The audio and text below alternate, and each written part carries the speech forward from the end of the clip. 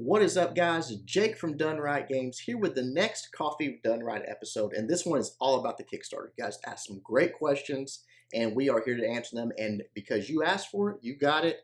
My business partner, my co-founder, Bato, here with us. Bato, say hello. Peace. How are you guys?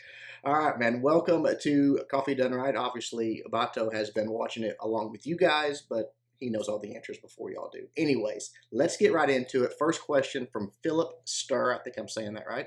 Usually a game is good for esport if there is an even playing field. I understand you right. There'll be 3 different guilds, which can lead to another 3 options. How would you be able to compare players if, for example, do not have the same guild? I always thought that this was the biggest weakness of COC as well. I played competitive in CWL from season 1 to 3, where my clan faked Wargasm, and I eventually won against One Hive. Sorry, not sorry. Tell you what. But why COC never really will be able to do real esports is because there isn't a standard. Accounts for different, and there's an equal playing field for everyone. How will ROR approach that issue? All right, good question, man. So the first answer I would say is that don't be confused. The 3 factions, as you called them, and the races, they're all even. The troops and all the things that are involved, that things you have access to, are on a complete even playing field. That's something Bato and I talked a lot about before we did this. We talked about possibly having differences, but we want an esports environment, and we both agreed that to do that, you need that even playing field. You need things to be perfectly balanced to where just skill is what separates people. So as far as how we're going to approach the matchmaking, I'll let Bato jump in on that. But really, I think we're going to have perfect matches, especially in esports. I'm not saying there won't be a standard. This at this time in the game, these levels are the ones that you have to field an esports team. But Bato, what are your thoughts on that as far as how we're going to make that esports just to where only skill determines who wins those things? Sure. So I'm going to try not to bash the competition too much. If you look at League of Legends, each hero has its own special skill. And as a player, you evolve those skills with your gameplay. It's still an esports, very successful esports organization. So saying that matchmaking needs to be perfect or equal playing field for everyone is probably the wrong idea. However, other companies have implemented it very, very bad because their whole infrastructure doesn't allow for an even playing field in many levels. I mean, you have defenses and offenses, and you can play around with that, which is what we call engineering bases. And we won't have that at all. For esports, for professional competitions, obviously, max bases will be what we set the standard as. That doesn't mean that there won't be a minute difference in regular wars when it comes to just you playing with your buddies. There might be some differences, but for esports, we'll definitely have a standard for it. And regardless of which faction or race you choose, the same stats will be applied across the board. For sure. Good answer. You might hit your mail. Your dings are coming through. Yeah, good answer. Good question from Philip there. Let's move on to the next one. I'll make this a little bigger so my old eyes can see it. From Caleb Hardig. Very excited to play this game. Some questions for the next Coffee Done Right segment. You got it, buddy. Approximately how many beta players are you hoping to have? And 2, how long are you expecting the beta phase to last? Again, this is something I'll let Bato jump in on, but as far as the how many, enough. I don't know the right answer to that because we don't want it to be one of those games where like everyone can play it and they call it beta, but really it's a launch that they're just copping out and saying it's a beta. That's not what we're after at all. We want to test what we have and refine it and then put it out to everybody when it's time. And how long? As long as it takes.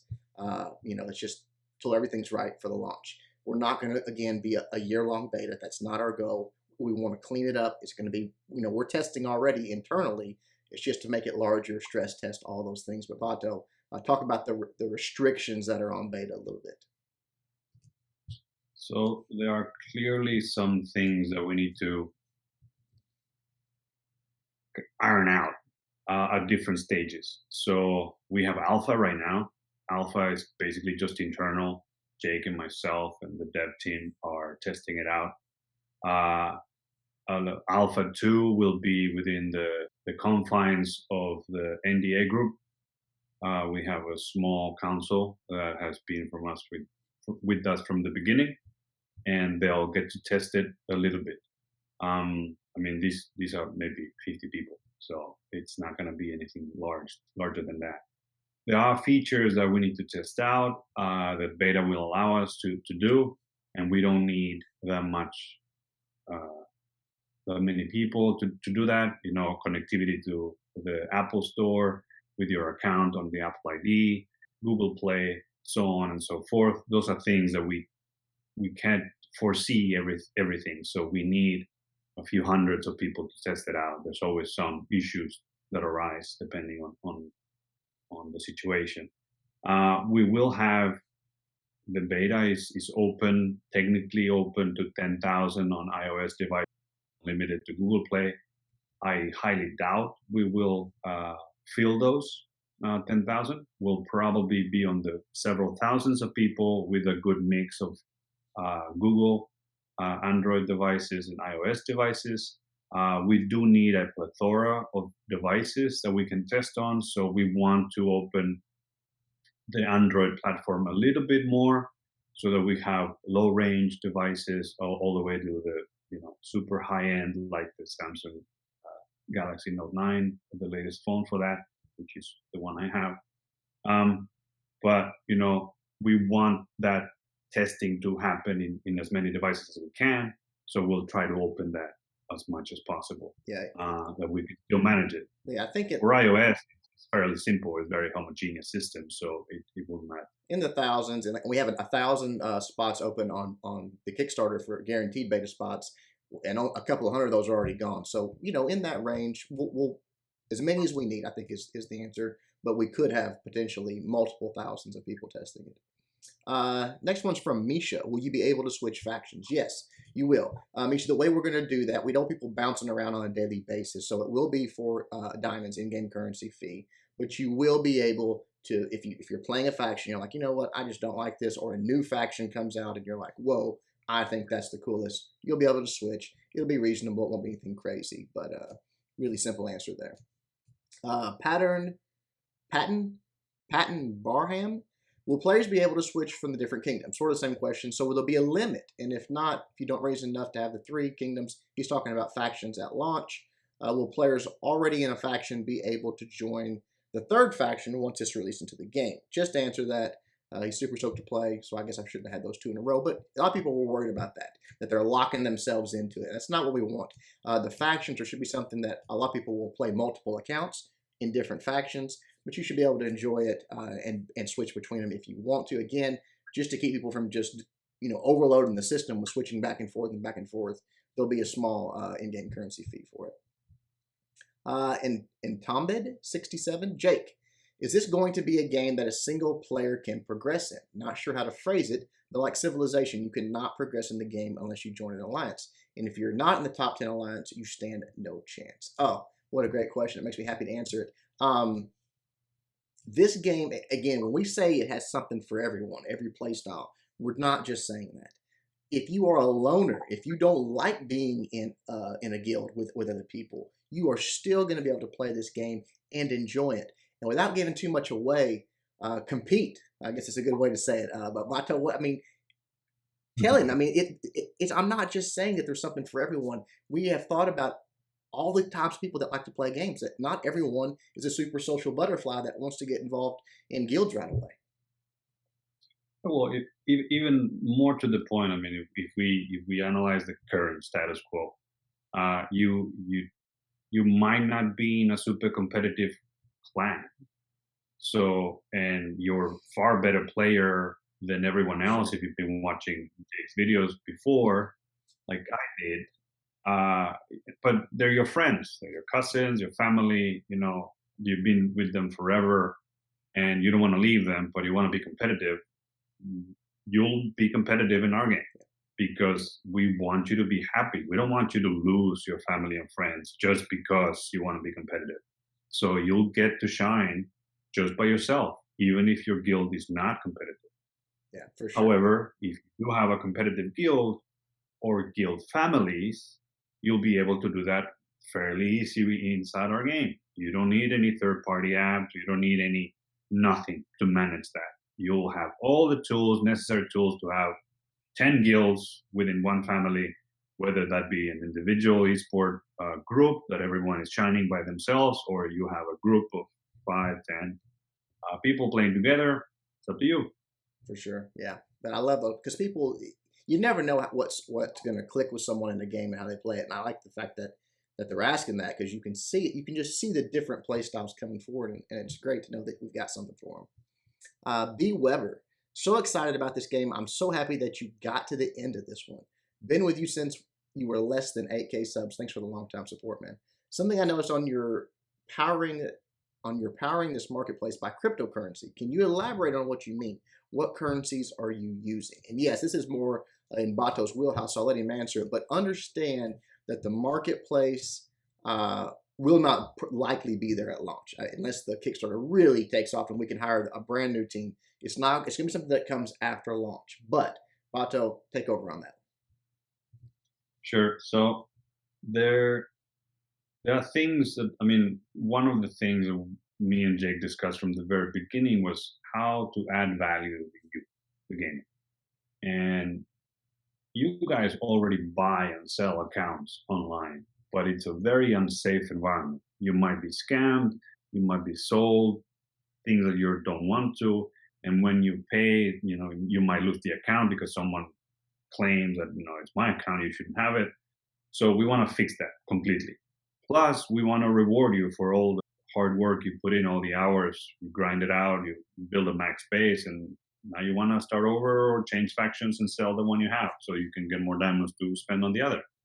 You should be able to because you already do it. So it would be stupid for us not to enable that in a safe environment. So the best way to do that at the moment is blockchain. So we are not set on any specific currency at the moment. We might launch our own ICO or a securities token so that you guys can enjoy the safety of our marketplace. The idea of using a token is exchange rates. I mean, we set the value within the game, and the marketplace shares, might say that it's $1 for one token, but it's, whatever pesos or yens or anything else that happens around the world might change, but the value within the game remains the same. That's why, I mean, if someone in Japan wants to sell an account to someone in South Africa, they can without worrying about exchange rates or whatever, because it's within our platform, within our game. So that's why we're choosing the cryptocurrency route for it. But we're not set on which cryptocurrency to use or if we do one ourselves.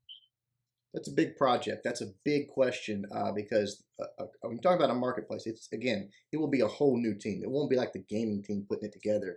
It will be something that is done done right, and it will be it's a big undertaking. But we want it to expand across all our games. We want you guys to own the things that you work for or buy in our game, not something that just you pretend you own. So it's coming. Good. Yeah, it won't be just for us. We want to open the marketplace to other companies that want to participate in it. So imagine if you buy a skin within Done Right Games, but that same skin can be used in other companies' games because they participate in the same environment. We will allow that. So we want to be as open as possible so that you have the most value for your money. All right, let's move on. Tylo 33, is that supposed to be easy? I don't know. Question about factions. Will you be able to be in a guild with your friends in different factions? And will this affect gameplay with friends at all? No, yes, you can. We didn't want to restrict it to where you have to all be in the same faction. We talked about that, but it was too restrictive. And we want you guys to play with your friends, no matter where they live, no matter how they want to enjoy the game. So it's just a visual thing. It's just how you and how people see your base, your troops, and how you see them. It's not going to inhibit the way you play the game in any way. So don't worry about that. Natsu COC, what if we want multiple accounts with exclusive skins? Do we make another email for Kickstarter? Would that work? This is probably the #1 question that I've gotten about the Kickstarter Bato, is that people are wanting to have the benefits of it. Because again, guys, if you haven't checked it out, you need to. You're going to kick yourself if you miss this. I mean, you're going to be playing this game for years, and you're going to look back and think, for $5, I could have had something that no one else can ever have. And people wanted it for multiple accounts, because in our game, it's going to be easy to play multiple accounts. It's going to be encouraged. It's going to be the easiest of any game you've ever played like this. So the answer to that question is Kickstarter doesn't allow it. We can't go through and do it through them. And skins are sort of specific to the account. So what you're going to want to do, and I'll let Bato sort of tell me about the technical part of it, how we'll do it, but you're going to have to set up and purchase another package through Kickstarter with a different email address. And then on the back end, we'll combine them when the game launches. But Bato, sort of explain how that's going to work. It's really just worked for us. All they need to know is they've got to do it twice if they want it on multiple accounts. Yeah, sure. So, I mean, we understand that you guys want the goodies on different accounts, different races. So, years past from my experience in engineering systems, I've always found that tying an email to an account is a bad idea. So our system in the back end allows us to have 100 emails tied to one account. So, you have your work email, you have your personal email, you have a different personal email, you have 5 accounts. So the idea of having one account tied exclusively to one email address is ridiculous. It's ludicrous. It's just wrong. So our system, the account system that we build in the backend, is that you have one main account, you have all bases attached to it, and it doesn't matter what email you have attached to it. We just feed it securely. So you say that, okay, I'm this email and I want to tie it to this account, and we do it on the backend. We do it on ourselves. So if you get 3 accounts on Kickstarter with 3 different emails, let's say that I'm bato1@gmail.com, bato2, bato3, and then I'll say that when we launch, like, hey, I want to tie these 3 accounts into one, so I have the same things on my devices. We'll do it for you. That's super easy. We've already built the infrastructure for it. So just go ahead and reserve your spot, and we'll be happy. Yeah, we'll have it set up where you just go in, put the emails in, and they all get crunched together. So no problem there, but you will have to do it on Kickstarter side, separate emails. Liam Miller, can I see gameplay anytime soon? Boy, I've heard that before. I would like to see some or something, I'm assuming, before I decide which tier to purchase. I think you will see gameplay before the Kickstarter ends. Beta is going to be this year, okay? And so you may see it all before it ends. I just don't want to give you guys dates and then have to retract that. We're working as hard as we can to get those things as fast as we can so you guys can enjoy them. Bato, anything to add to that? I mean, they want to see the game. I get it, but it's just not ready, right? I mean, we're not going to show you guys something that we know is going to change and isn't ready. Yeah, so for example, we have the alpha version working with our troops and our heroes right now, but we hired a new animator, Carrie. So she'll be reworking all animations for everything that moves in the game. It'll look kick-ass. So she's doing a fantastic work already. She just joined the team, and everything will change. So if we show you a video right now, it'll change next week, and it won't be the same. So we don't want to do that. Yeah, it's almost like misleading. We don't want you to think, oh, this is the game, because again, this is like early alpha. I mean, early alpha. So the beta, we're planning on releasing the beta build before Kickstarter ends.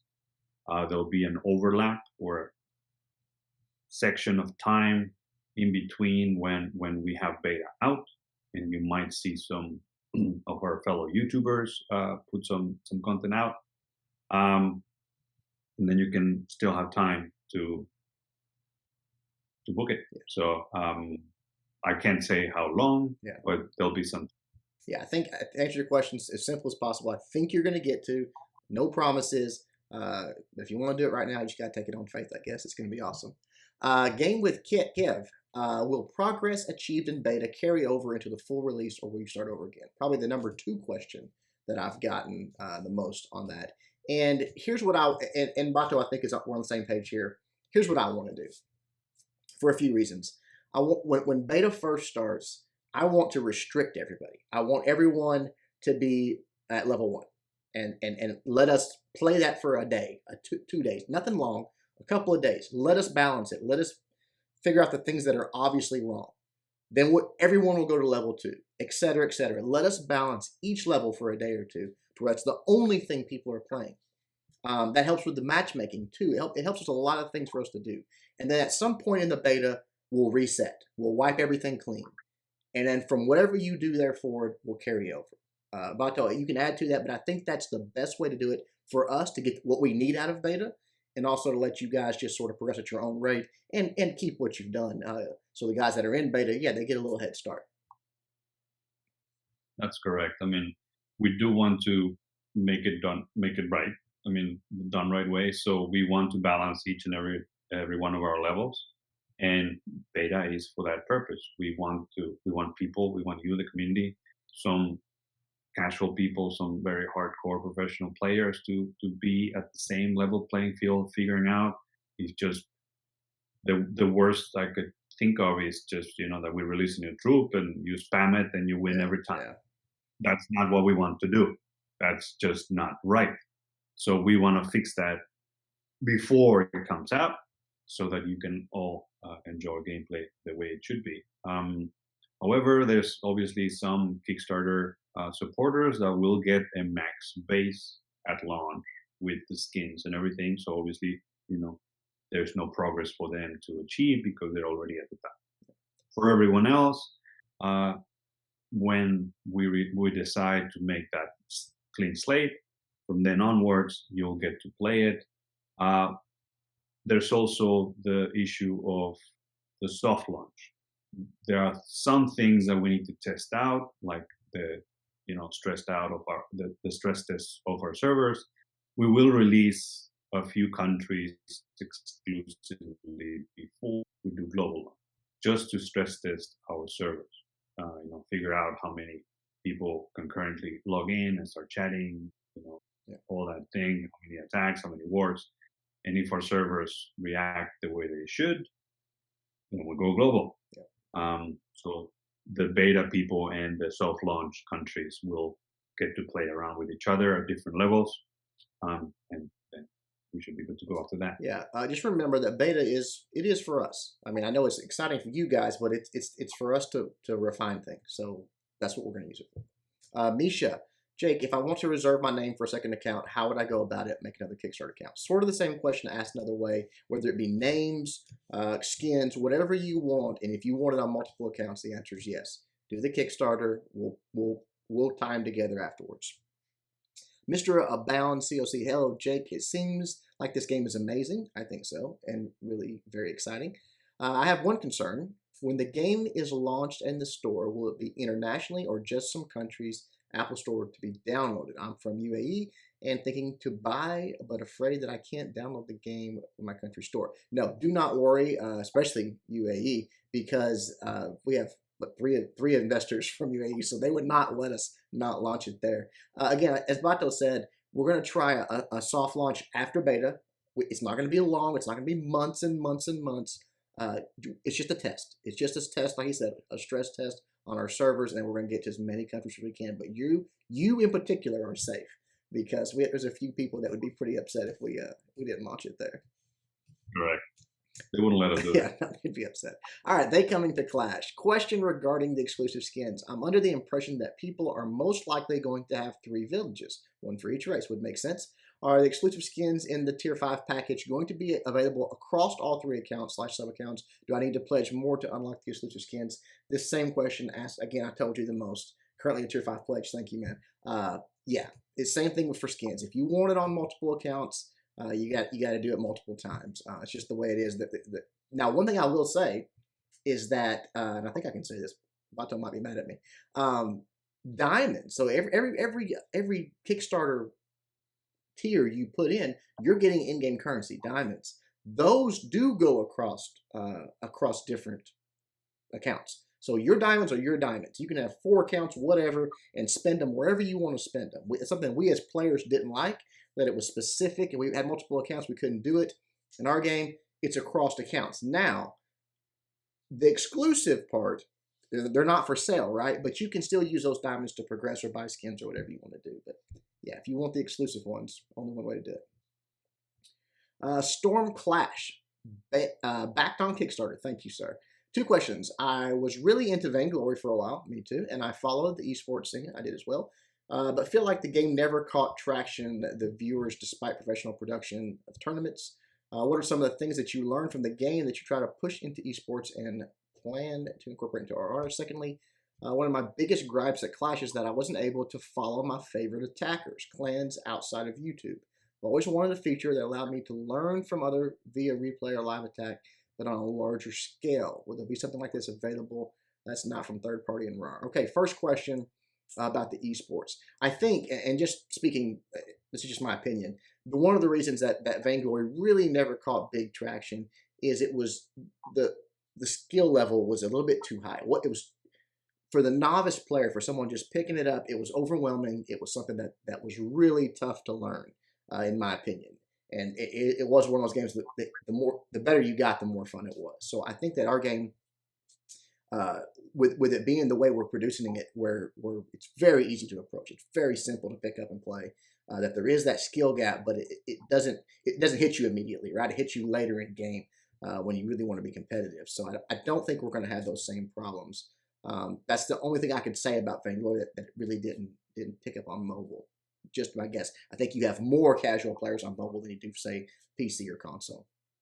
Bato, go ahead and take the second question about the feature for people to learn outside of there. That's a tough one. That's a tough technical ask, is to have something that you would just go to your favorite attacker and watch all those attacks, because you have to think about what that is on the servers and on the back end. It'd be a tough ask.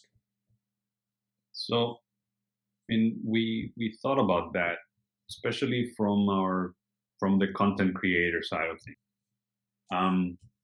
Most content creators want to be followed either on YouTube, on Facebook Gaming, or Twitch. So we want to promote them, not us. They are the stars, and they choose what platform to use. So we want to promote those platforms inside the game. So when you say, let's say Ash is streaming, you'll see within the game Ash is streaming Rift. So then you click and then you go to wherever Ash is streaming at the time. So we don't want to limit the content creation within our game, or we don't want to duplicate the infrastructure that is already out there. We're not going to compete with Twitch. I mean, they're huge. We're not going to compete with Facebook. We're not going to compete with YouTube. We want to include those into our platform. That's not to say that you won't be able to access platforms within our game. You can, and you will. So that we might showcase some pros within the game, that's doable as well, and especially content creators as well, because we want to support the community, and they are the ones making our game popular, which is kind of tying in with the first one.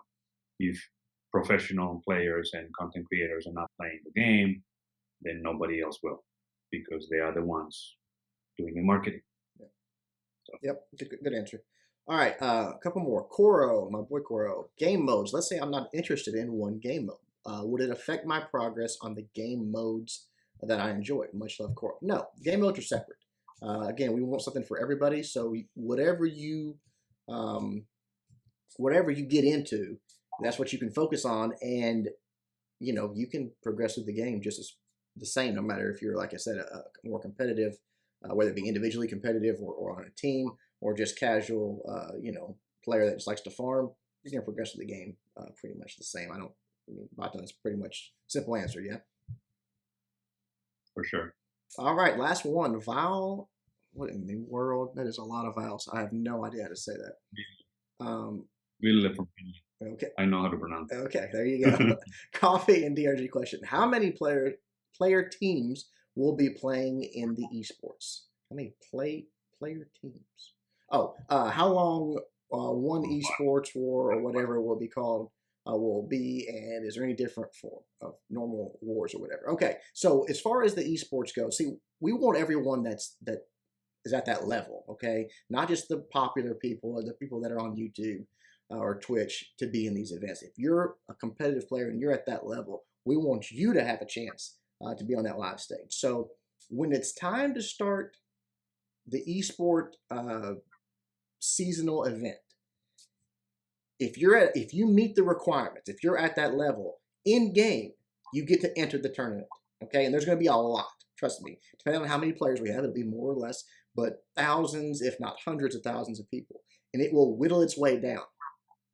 16 will be, I think, the number that we talked about that will be towards the end when things start being streamed and stuff like that. And maybe down to, let's say, in the team aspect of it, down to, let's say, 4 or 6 or something like that at the live event. That's how we're gonna produce it.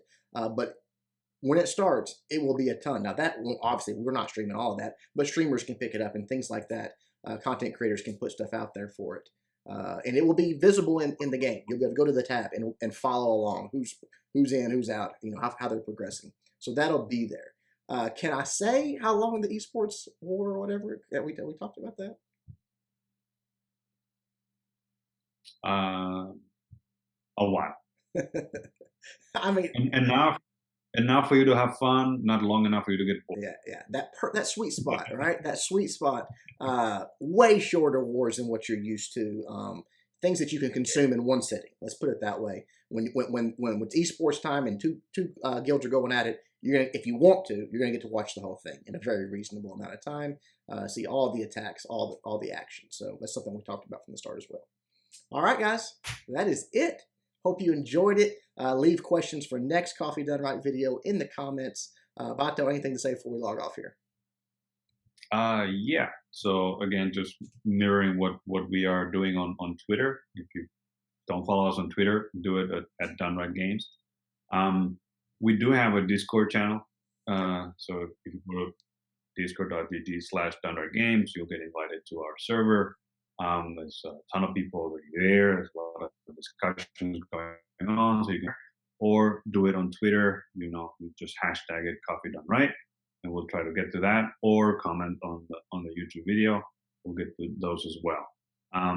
We might start doing some themes around the videos, so we can have a specific theme for each specific video, because there's all kinds of questions going around, and we can get to all of them. So we might have to categorize them as well. But from my side, I blown away by your support. Sure. Kickstarter is going really, really well. This is the first time that I see something like that for some of our products. So, or my things I've built, the team has done a fantastic job. I'm super happy to have all of them on board, and it's because of them that we are here. So shout out to the team back in the production office. I'm looking forward to seeing you guys again pretty soon. So, all right, guys, hang in there. I know there's still a lot of work to do, but trust me, there is so much that's already done. More and more, just trickle until this train is just running off the tracks. Be ready. See you guys soon. Peace.